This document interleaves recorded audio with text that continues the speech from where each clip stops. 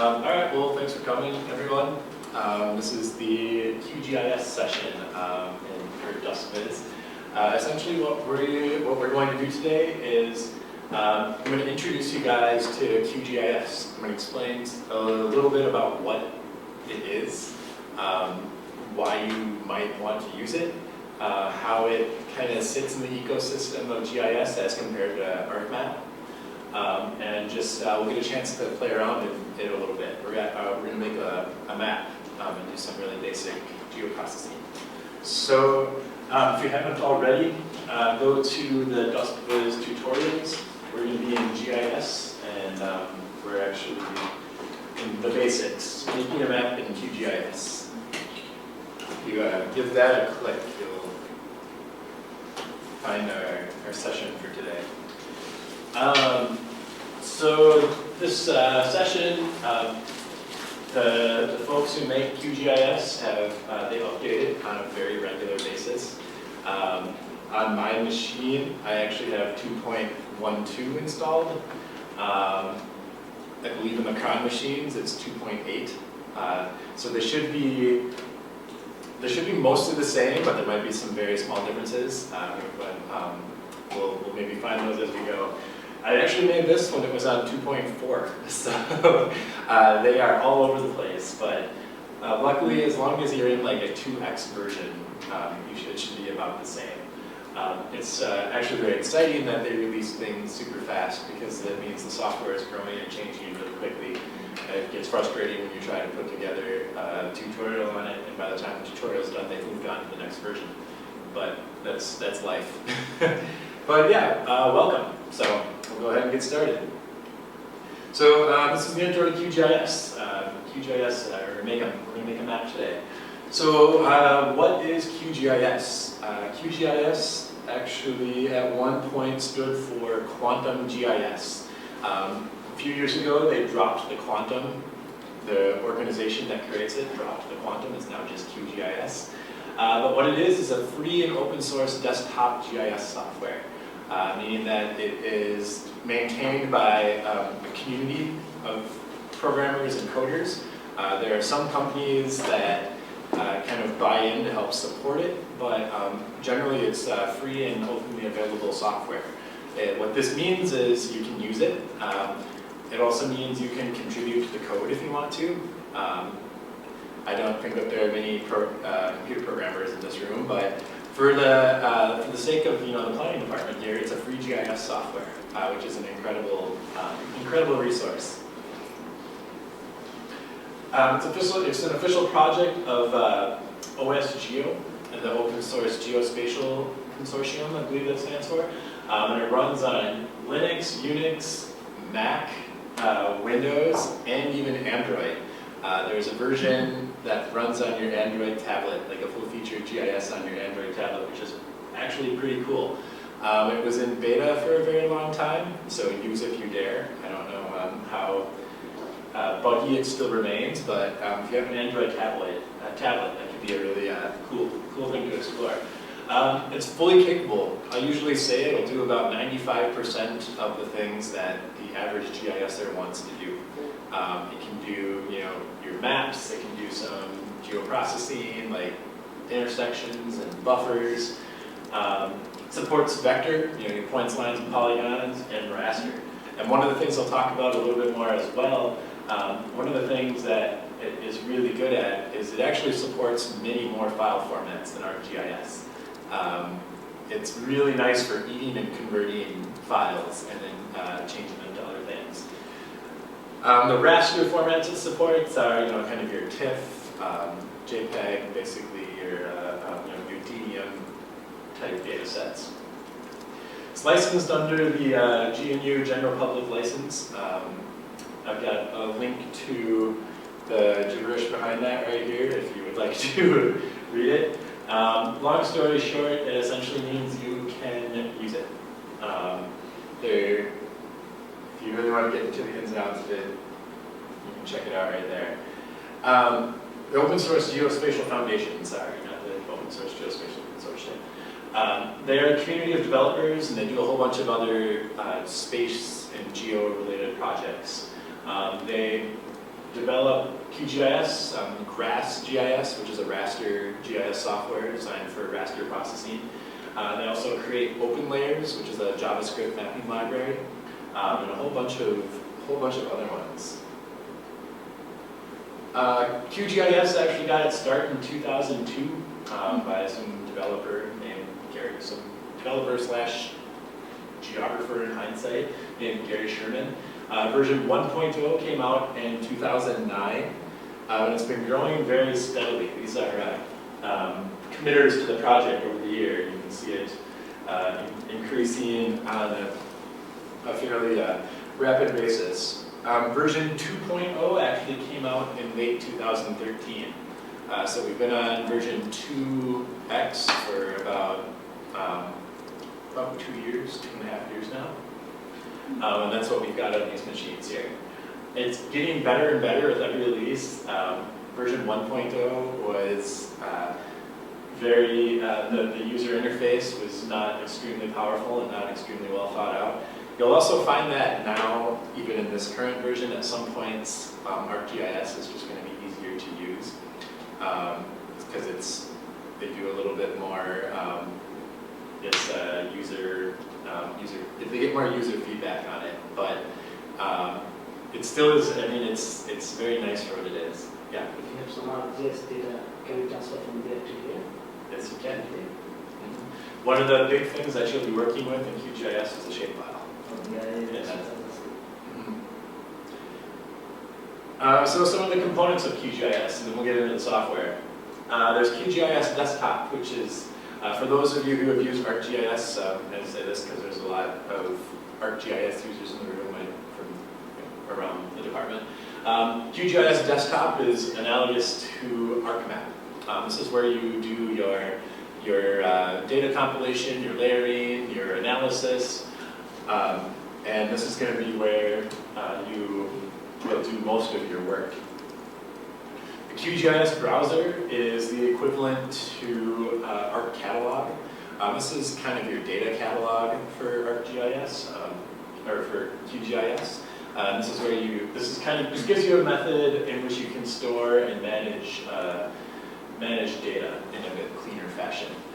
One of the really nice things with the QGIS browser is it allows for nice connections to databases such as PostGIS, Spatialites, and then you've got some web map services you can connect to as well, just like in ArcGIS. QGIS server. This would be analogous to ArcGIS server. We actually don't use ArcGIS server a ton around the department, which is kind of funny, but this is essentially a way that you can serve web map services. If you're creating a web map and you want to create a feature service that you would like to broadcast to the web, QGIS server would be the solution there. It'll out-of-the-box web client. I've actually never used this one, but it's something you can set up and view your maps on an online platform. And then QGIS for Android. If anyone has an Android tablet, I would love to play around with it and see if we can get QGIS to work. So go ahead and let's make some maps. You guys do not need to download this actually. It should be on the machines. So if you go to, you should be able to search QGIS or open up QGIS on your machine. You can get started.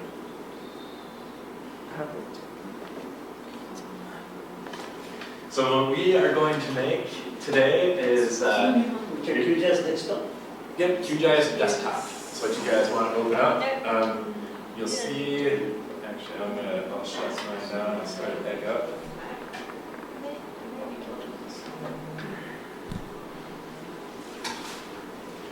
You'll see a loading screen that might look something like this, although yours will probably say 2.8 instead.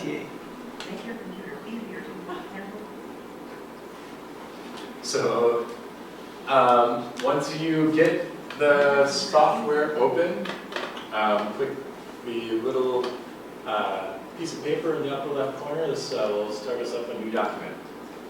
And we can just take a look at this blank screen to get started here. We'll kind of give you a lay of the land in the software here.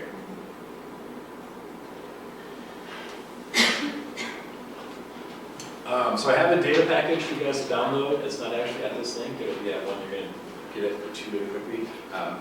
So first, a little to get you started. We are actually going to be mapping some 311 data I've taken from the city of Boston.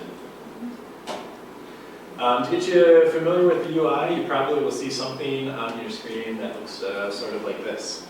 This is kind of our main QGIS desktop interface. As I said, this is kind of analogous to your ArcMap maps of the world. This is where we're going to be loading in data and doing most of our data work. Up at the top, you're going to find your map navigation toolbar. This is where this is where you're going to have your zoom and pan. You can zoom in, zoom out. You should see your layout might be slightly different, but this is kind of what the default ends up looking like. You have the map navigation toolbar at the top. The file toolbar is on the upper left. This is where you would create, save, open files. Manage layers. This might look a little bit different to you if you've been an ArcGIS user before. This is actually an entire palette here to help with data importing. This top one is a vector layer. This is a raster layer. These are actually all databases right here. One of the really nice things actually in managed layers is, and you'll see, which this is actually a comma. What we will be able to load here very easily is CSVs and basically tab separated documents, basically tabular data. It's really, really nice at reading that in. We have our attribute toolbar. We'll explore these a little bit once we get in there, but this is how we can look at the actual attributes of our data and make some selections. Our layers panel, this is our table of contents. This is going to be where we're organizing layers and moving, setting up the order of the layers in our map. In the browser panel here, this is where we can drag layers into the map and navigate through our directories. If you ever lose a toolbar, there is no need to fear.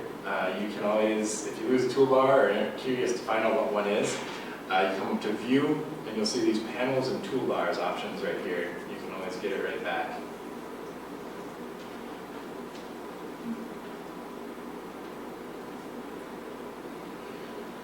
So the first thing we're going to do is we're going to add some data. So download this data package that I've provided for you guys.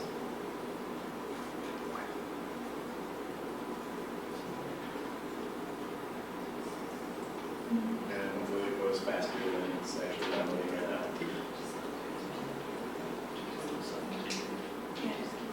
There we go.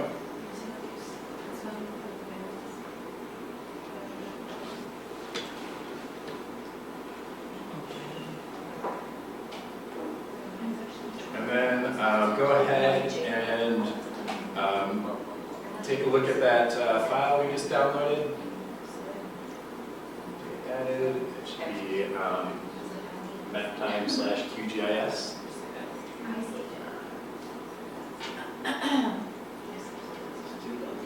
And you'll see that in here we actually have a couple of different data sets. We have a Boston neighborhoods shapefile, a CSV that contains some 311 data of rodent activity. I've given you a couple other Boston layers you can play with, and then just some basic README stuff in there. Let's go back to QGIS. Here's where we can start adding some data. So one of your questions, this came up already, adding data, what is supported? As I've said, QGIS, one of the really nice things about it is it supports all kinds of different data types. To get a feel for which ones are actually supported, you can take a look at this list right here. You'll notice some common ones in here that you've probably seen before, such as the Esri shapefile, or GeoJSON, KML, and you'll notice, CarberDB actually is in there. And you'll also, for for raster formats, you'll see these are the file formats supported here. So it supports a lot of different formats, which is very nice. Also, it will play well with databases, PostGIS, Oracle Spatial. Oracle Spatial works better on the Windows side if you're using an Oracle database. I know Joe's class is using Oracle databases. And tabular data such as CSV, TSV, or space delimited or other delimited files. So your projections, it's going to default to WGS 84. And actually what it will do is it will default to the first layer that you bring into your map. Layers can be set on an individual basis, and the project projection can be set in the project properties. To demonstrate this next part, before we get to this, let's go ahead and add some data. So to add the 311 data, we are actually adding a CSV. It's a Boston Rodent Activity, September 2013. So to add a CSV data, you click on the comma, browse to where you grab that data set, and then grab that CSV. And it should try to populate everything for you. If not, click CSV and longitude for the X field and latitude for the Y field. Go ahead and click OK. It's going to ask you for a projection probably. Set this to be WGS 84 or type in 4326. This is our default projection that we're going to use. Okay, Boston. Click OK. Boston Rodent Activity. Yep. So this is that long file that contains the rodent activity for the city of Boston. So mark it as a CSV here, the file. Yep, mark it as a CSV. It's a CSV type file. And then it should default everything for you. So your projection should be WGS 84.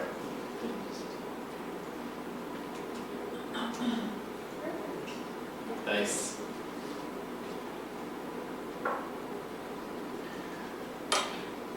So one thing I suggest everyone does when you're working with QGIS is enable on-the-fly projection.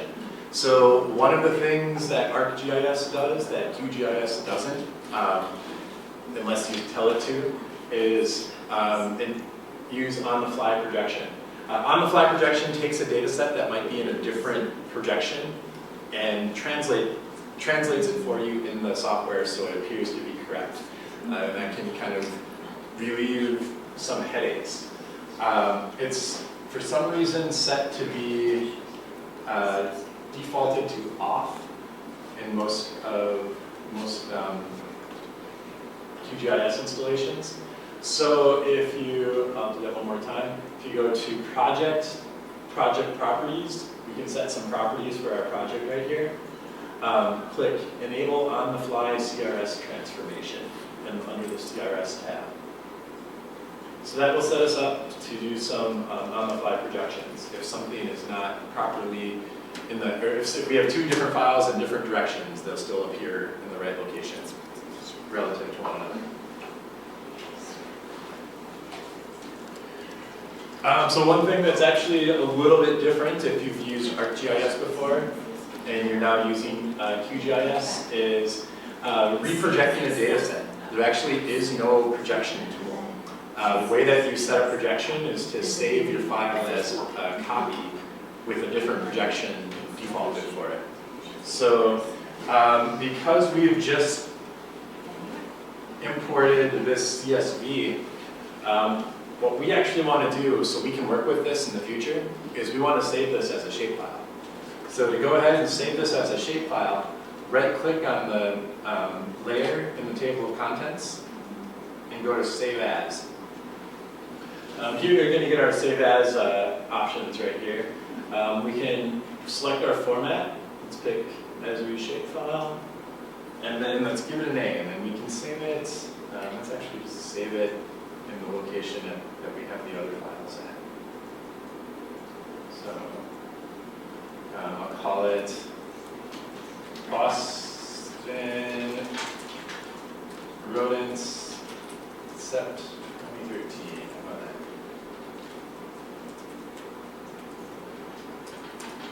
that? And let's set the projection to be the project CRS, the WGS 84.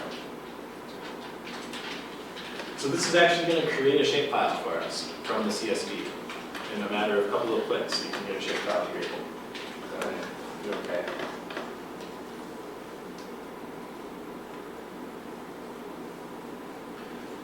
Just so I don't use the wrong thing, I'll actually get rid of the CSV.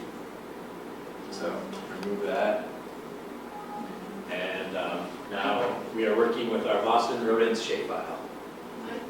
Yep. When we are saving files, it works like QGIS. We should not have spaces and on the file name. Yep, exactly. So some of those rules that you've learned working with ArcGIS, you're going to want to try to do the same thing here. Try not to use spaces. Spaces can cause some problems.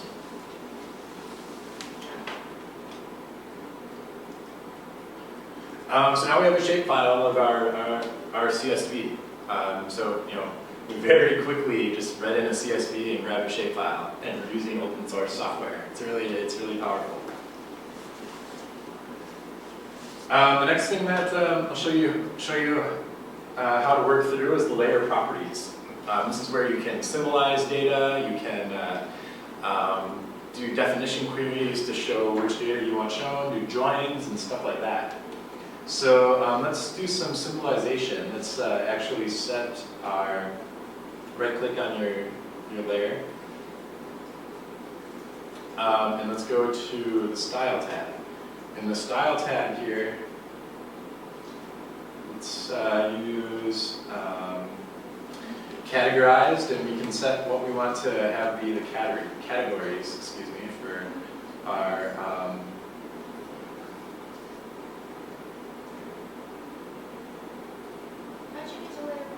file. You Right click and go to properties on the layer and your table of contents.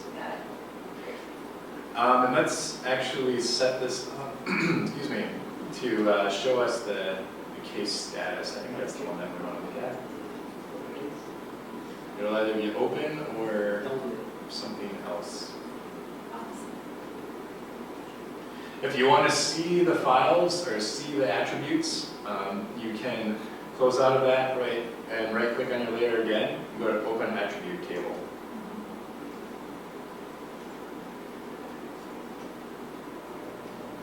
And you can take a look. This is our rodent data. And actually, I'll tell you what, let's do the source instead of open and close. This might be a little bit easier. So style, categorized. Here you also notice you can do graduated if you want to do like a core plugin map. We'll do categorized, and then at the bottom, let's grab source. Once you've grabbed source, hit classify. And this will be all of the different options in there. Right now, our red ones are going to be constituent calls. That means the city got a call saying there was a rodent around.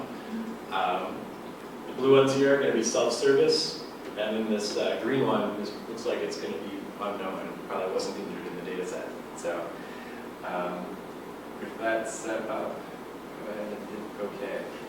You can see that we classified our data here. Categorize or classify? Categorize and then We categorized, yep. and then so That's when you classify at the bottom. And what I'm going to actually do, it doesn't come up with like only one category. did you click classify? Categorize. Oh, no, we didn't click classify. Oh. So go to source as the column, click classify at the bottom, and then I will Manually change the color. if you go to advanced, If it were right, you symbol levels, That's with, my question. I'm going to make our symbol's a little bit trigger here.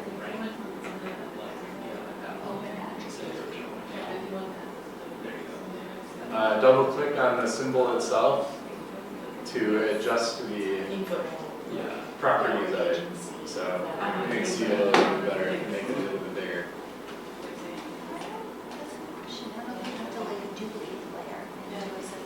Question? If you wanted to look at the other, the other data sets, like say for example, like case title or type, or one of the other ones, could you add that in as another layer?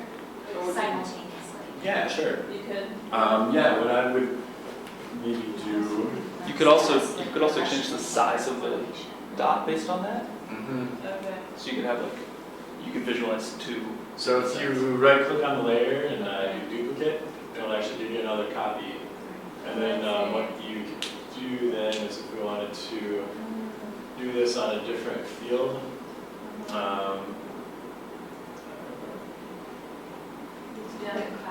click classify. Yes. This is not going to make a ton of sense because we're doing it by ward, but whatever. Turn it on. And then if we move it, we're not going to be able to see it right away because we're actually, but there we go. There you go. Okay.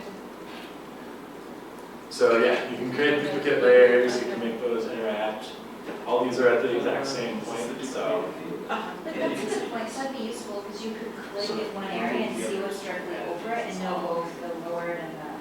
Yes. But you should still have the other layer there.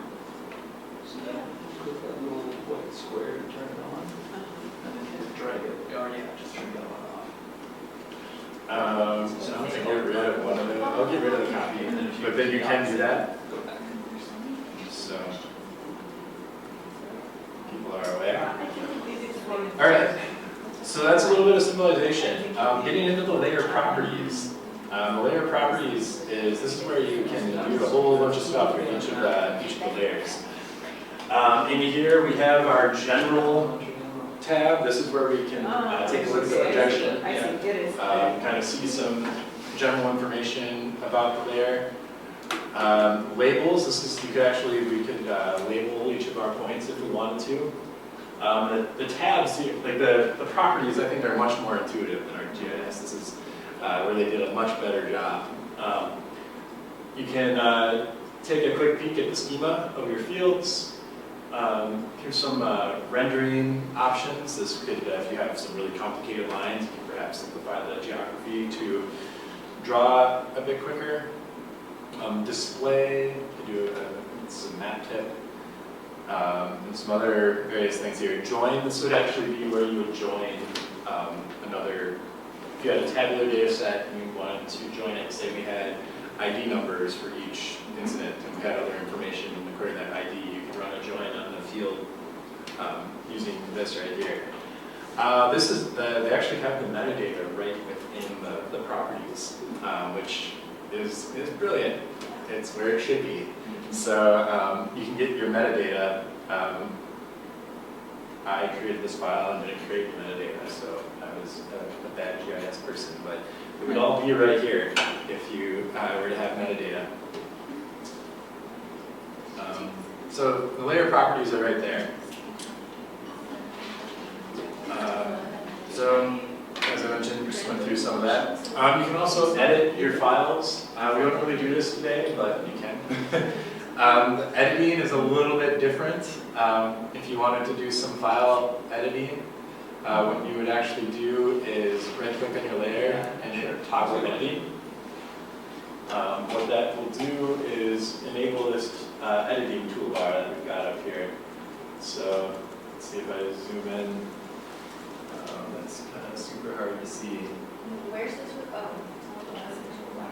Yep. But this little pencil right here is actually an edit toggle. So if you wanted to do a little bit of editing here, this is, you could click on this and create a new point.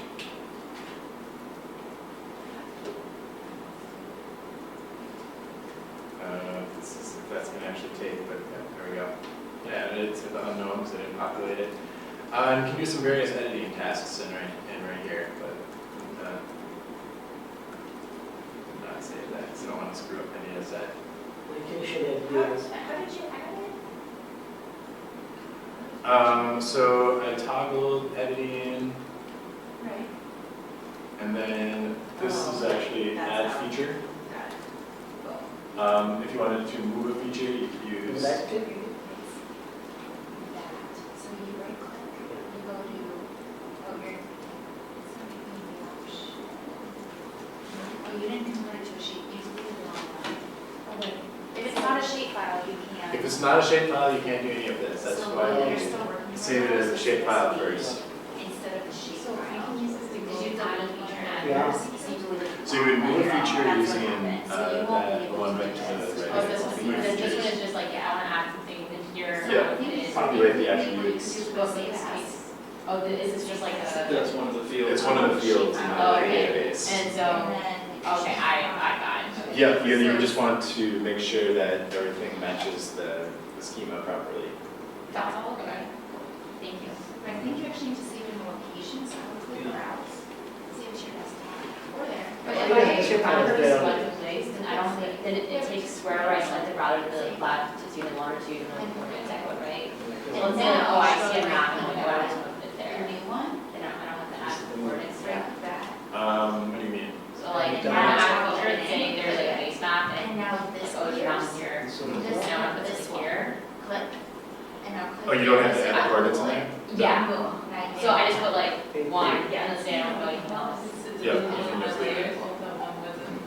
The coordinates are only in there Did because you you use them delete to create the file. Or you delete the shape file instead of the CSV? So I'm gonna toggle editing. So you can I'm just. not gonna bring save that it shape file because I back messed up my file a little bit, from but the folder. that's how you can edit and change features. Go to add. The next thing we're going to look at is geoprocessing. These are some, basic, this is where you do your intersects and your spatial joins and your unions, and where you can kind of, combine the layers together to gain further information. The geoprocessing tools for vector data is actually found in the vector menu up at the top. You'll notice that I've got some analysis tools, research tools, geoprocessing tools. Here's like your buffer, intersect, clip, those types of tools. What we're actually going to give a try today is this points and polygon. What this is essentially a spatial join. We're going to find the number of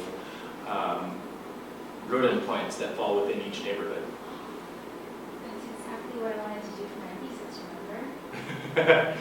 You're gonna do it right I know. It's great. now. All right.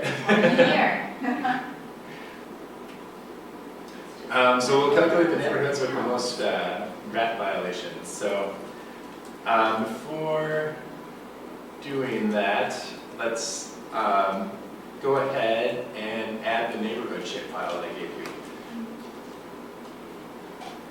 So that would be, that's not right. Close.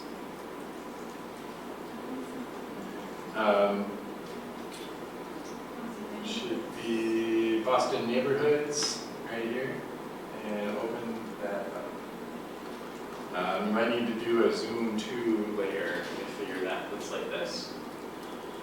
And you'll see right now our polygons are on top of our points, so we can actually see our points. We can move this below them in the table of contents. Which one should we add? Not that one. The Boston neighborhoods layer. Close this one. But we have a This one. PDF, a Close this? projection, and From- Add the one that's .shp. That one means .shp. Which one? The- Boston neighborhoods. We want to add You the said Boston neighborhood shapefile? Yep. Boston neighborhoods.shp. Essentially, that one looked like the least likely because it didn't have Why a light was on it. there's so So- many different versions of add layers. Like, do you have to know what type of shapefile it is? Like, if it's a vector versus a raster? Well, you can only have vector shapefiles. So a shapefile is always going to be a vector. No. But There we go. this will be vector layers. This is raster right here. This is a PostGIS database. And I think this is a spatial light. These are some other databases right here. And these are actually web services. So if you wanted to add a service you found from like MassGIS, you would use one of these. And then this one is actually the tabular data. And I think this is create a new data set. So essentially, the ones that I end up using the most are vector, raster, and tabular. So the other ones are Say, available to the you. top one is like the, Top one is, this is like points, lines, and polygons. This is your vector. This is raster, like an image. These are database connections. This is a Postgres database connection. This is spatial light. And this is, I don't know what that little symbol is. If you hover over it, you should be able to see. And SQL. Oh, yeah, SQL Spatial, Microsoft SQL Spatial there. And these are web, at WMS, Web Map Service, Web WCS, and Feature Service. WMS. So this would actually create a new shapefile if you use this new vector layer.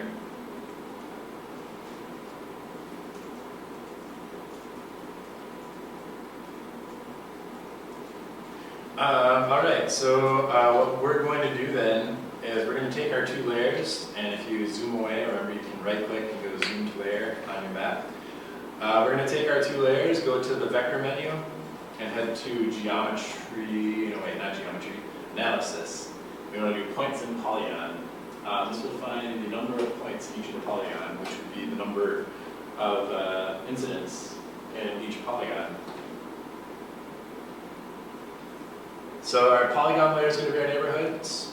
Our point vector layer is going to be our rodents. And we can sum these up. The output field name we'll call point count, P, T, C, and T. And then let's name this something.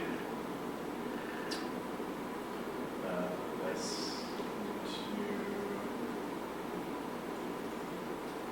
over here. How about we call it rodent neighborhoods.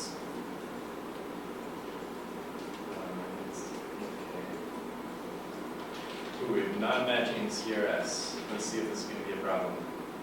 It might be.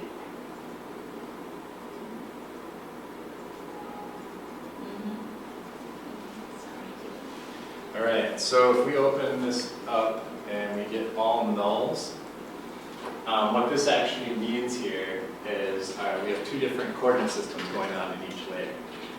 So, live demo. I'm going to run into a little problem here. I'll show you guys how to fix this. So, the point in polygon, Yeah. it's in vector, analysis, points and polygons. So what actually happened here, and I'll show you guys how to fix this if this happens to you, because it will,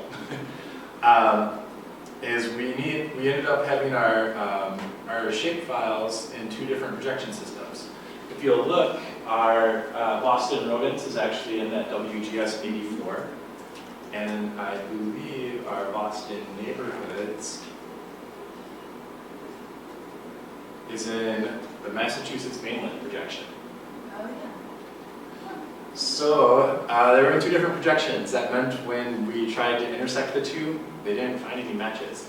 So if we want to actually change this to work for us when we do the join, let's use the Massachusetts mainland projection, because that's going to make our map look a little less distorted. Let's actually focus on Massachusetts here. So take note of this EPSG code, 3585.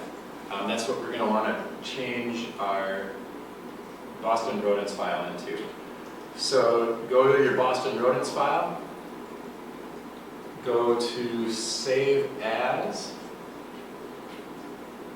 and then for our projection, type in 3585. And you'll see Massachusetts mainland. Go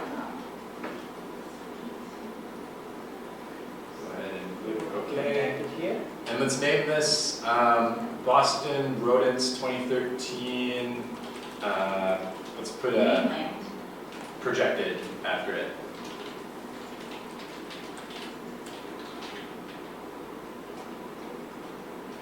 What did you choose the photo? And Yeah, so he clicked here, click OK. here. What was it, 3585? Yep. Okay. You can get that by looking at the properties of the neighborhood layer. That should be. Oh, mine failed. Excellent vendor file failed. Well, no, it should have failed. Am I the only one? Same. Yours failed too? No. Oh. It might be too long. Yeah, save this one.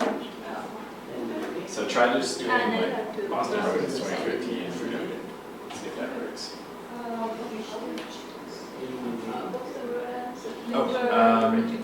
Don't worry about that right there. So this is what we want to. yeah, I will Here, that was the problem. What's that? That was it. That was it? Yep. All right, so save this as the Boston Rodents 2013 Right, because projected. when you go into, so we go back to all this, right click on. And then Rodents one, the rodents one, then you close that. 2013? Yes, so right click on the purple, yep, go to properties, bottom. And you'll see in general, that's his main, that's at 3585 you maintenance. wanna change Leave that the way that, projection because that's correct.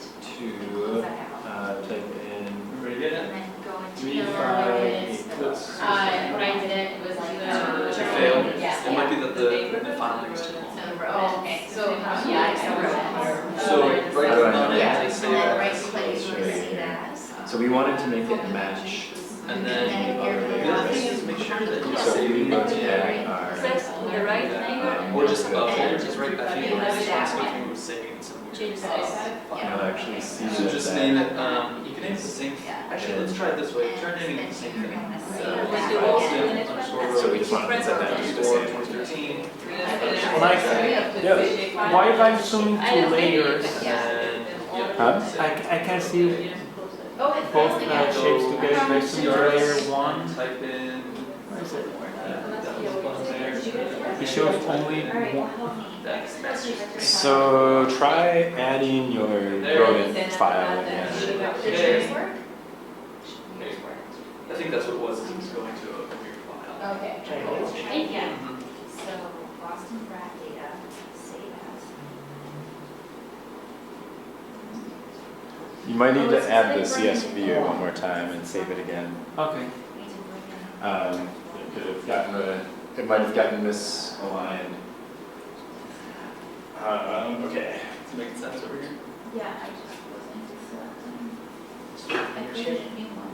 Oh, but it's not there. You know what, I think it was saving it in a weird spot, Yeah, which is it why does. you got that name error. Got it. You should be able to save it with that longer name if you put it in the. So now let's save that. All right, are people ready to move on or And then go to browse. to get everyone save caught up? everything else. Which is here. Yeah, So I can't. Rat. sure. Yep. It's showing the same Save. options that you Oh, you know what? There's probably, my version I think is slightly different. I think they've added a couple of options to it, but I think that should work just fine. There it is. Oh, so I just didn't load it. Yeah, when they Yeah, update there's- things, they add Yes. options and So make now small should I changes like It's that. like, So not working? Not Yeah. working. Just leave it. You might as well remove it, because then you won't be confused on which one's which. But All when right, you try remove something, that. I can save as real quick. if I'm just adding the CSV, Sure, remove that. I was just gonna show Line. something else. if you Great, so right now save as. Mhm. CSV, When you. okay, make sure perfect. That's checked, as long as that's checked, WGS 84. it It should just bring, automatically. yeah, it'll bring it to the top. Are we doing, oops, sorry. No. We go to project, did you enable on the fly? Yeah. You did. Save it in the shape file and navigate through and all that.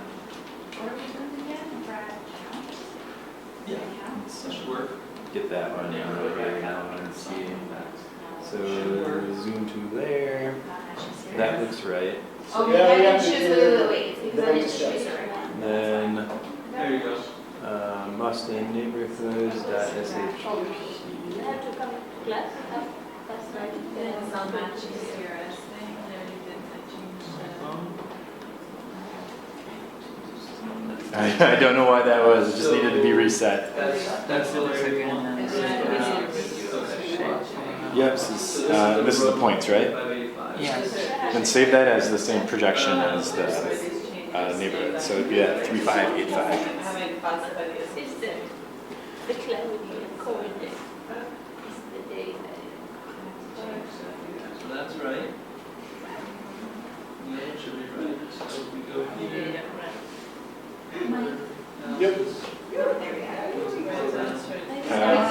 What's happening? I got the correct one, I forgot one and checked it out. And go through I came 585. right, and I came typo. And then it's called Just take as long to Right. process. When it is there, I think I'm gonna. Shouldn't. Yeah.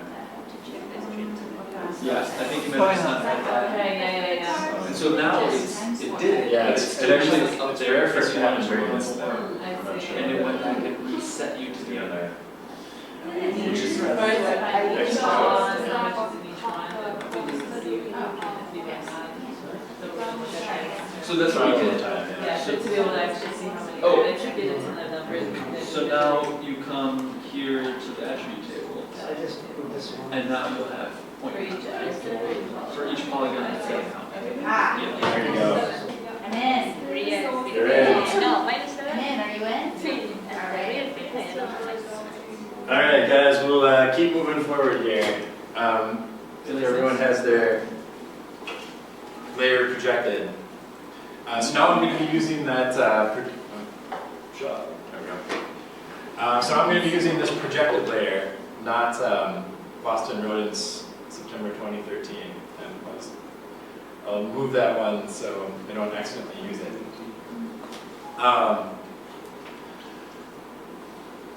To run the point and polygon, go to Vector, Analysis Tools, Points and Polygons. And the window, the options you see are going to be a little bit different than this. This is something they actually updated between 2.8 and 2.12. You're not going to have all of the options, but you'll still have the key ones, like your input polygon feature, your point vector layer. I'm going to name my output, we'll call it rodent count, to be different than our previous file. And hit OK. Once that's done, you close.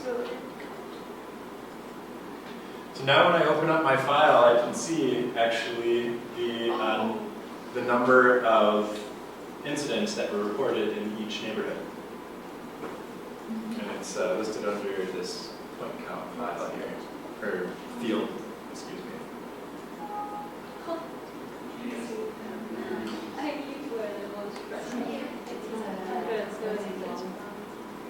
It's vector, analysis tools, points and Then polygons. you just, But but if you Then press, so it shows it like this, Yep. then you save it.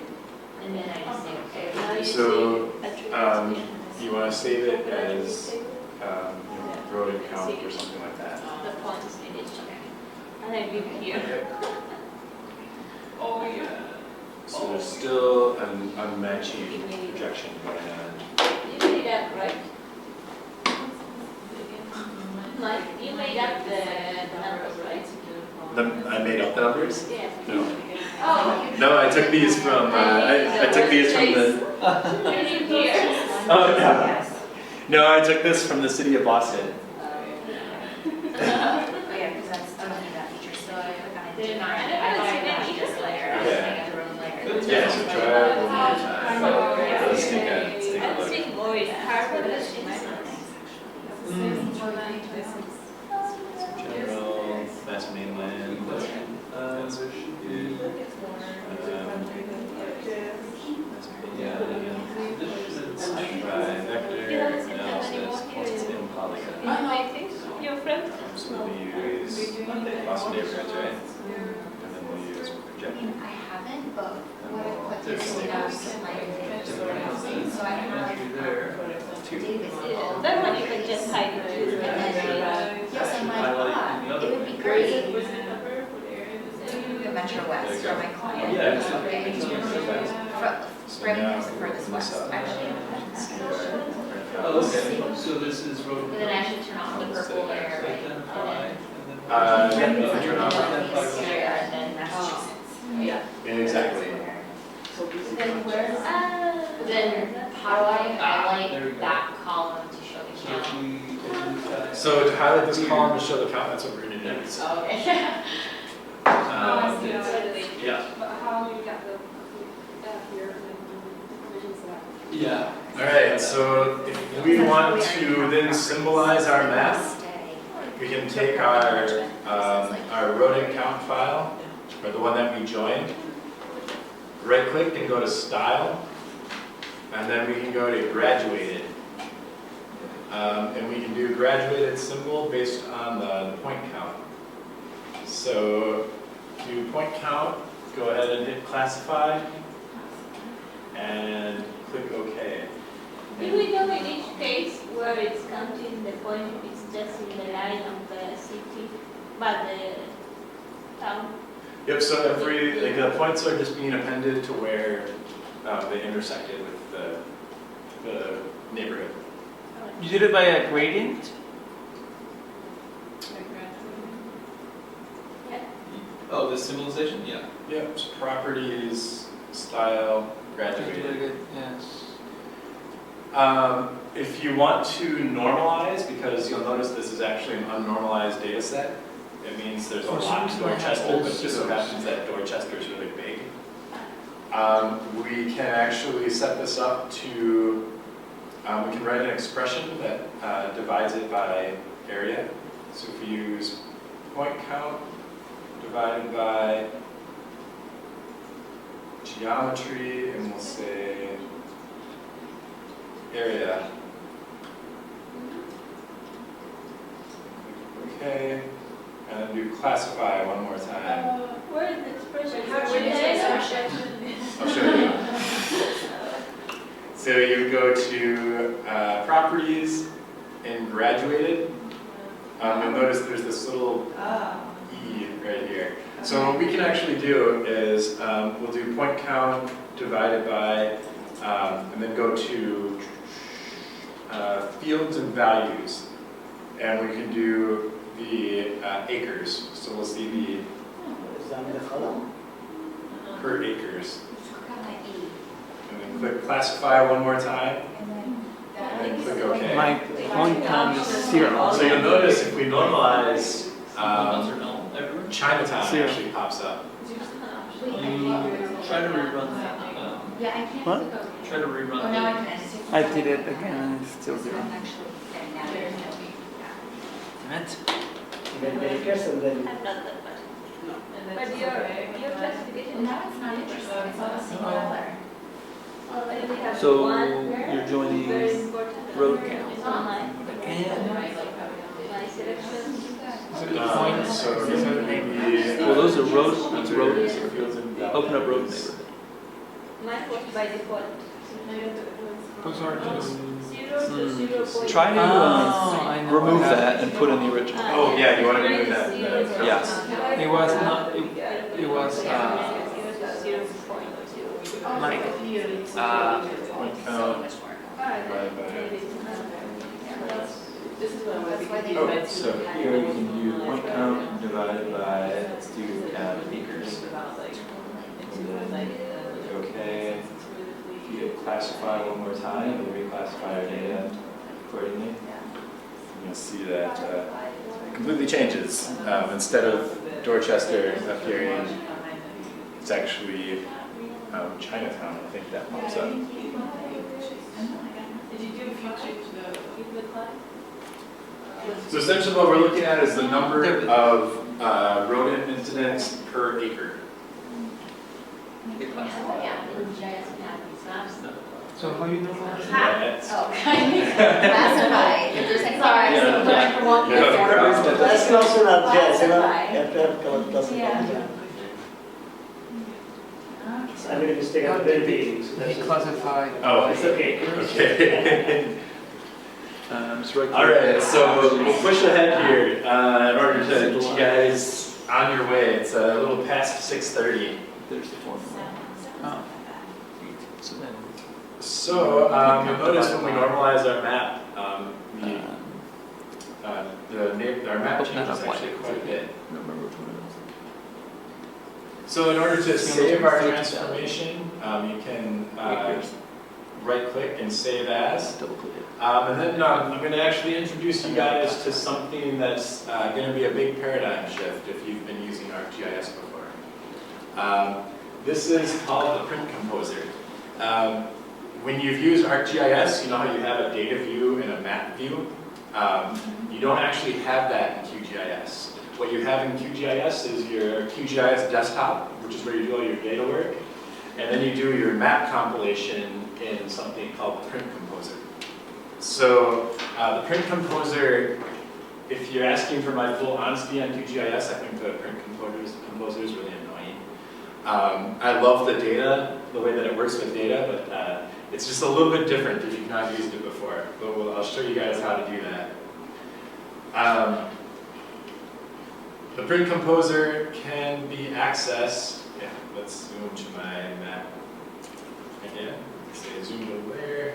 The print composer can actually be accessed by going to Project, New Print Composer. And let's just call this Graph Map.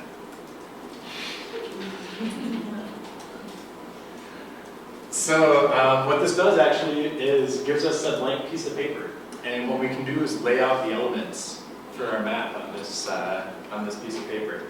To add the map, you actually need to go up onto the left sidebar here. You'll see about halfway down there's a blank page and a plus next to it.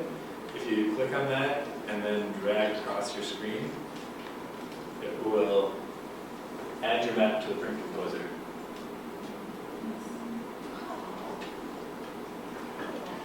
You'll also see right along the side here, there's a whole bunch of other things you can add. If you wanted to add a legend, you can go ahead and do that. If you wanted to add a scale bar.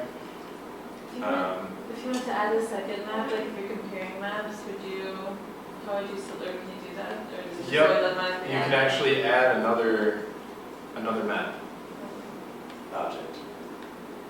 And then you can set what it's actually referring to if you click on this and then look at the properties here.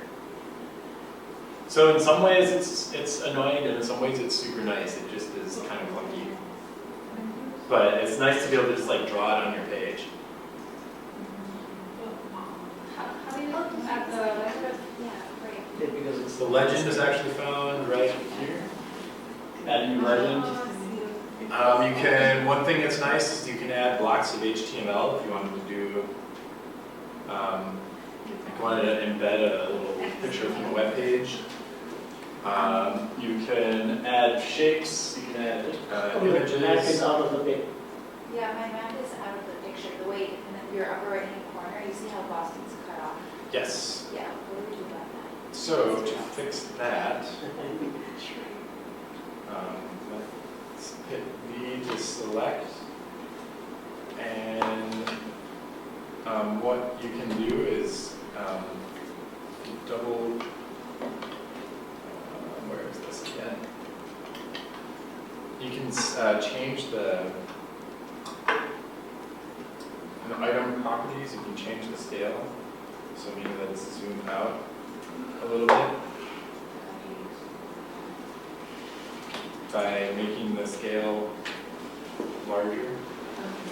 And then you can also, you can pan around, why isn't that a pan? Hold on a second.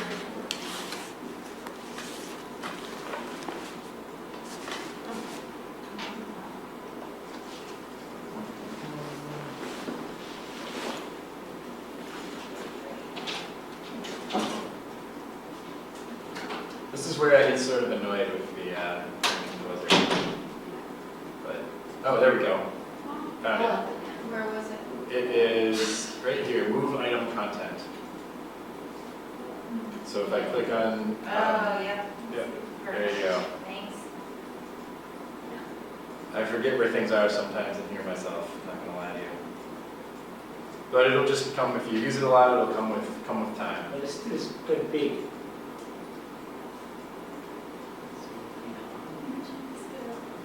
So can you change, toggle what layers are on and off in the print composer, or do you set up some sort of data frame?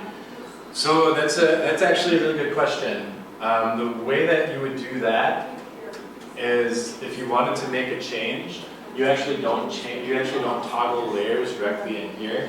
You would go back to QGIS desktop, and maybe let's just get rid of the normalization, and that we can show that. So I'll click OK. Oops, I gotta change I gotta reclassify. OK again. Then if I go back to Print Composers, Rat Map, if I click on the data frame, it should update to how I changed it in the desktop view. So if you wanted one on the same print composition, you wanted one map that had it, one map that didn't. Like one map that was normalized, one map that wasn't, or something like that. Some way of toggling layers on and off. Does it allow that, or is that another one of those places where it's kind of clunky? It's a little bit clunky. I'd have to look into it a little bit more to see Okay. exactly how it would do that. I think it does. Yeah. I'm not entirely certain offhand. Okay. But this is the Print Composer. So the Print Composer it's all right. But it has a lot of potential. It's actually a pretty cool feature. So when you're satisfied and you add your north arrow and your legend and those other features, you can export it simply by doing a composer export as image, PDF, SVG. PDF can be nice. SVG, if you want to open it up in Illustrator and work with it, you would use. So you can export to SVG.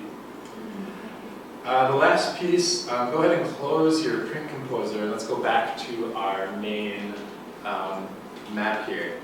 And this will be the last piece I'll show you, and we'll wrap up for the day. One of the super nice things about QGIS is the fact, because it's created and run by an open source community, there are hundreds of people that have created plugins that do various helpful things for you. The one that I would suggest everyone goes and adds right away, if you go to the plugins menu at the top and hit manage and install plugins, it will take maybe a second to load, but you'll see all of the plugins populate. There's some various plugins in here. Some of these are like I don't know, there's some geocoding stuff, there's some,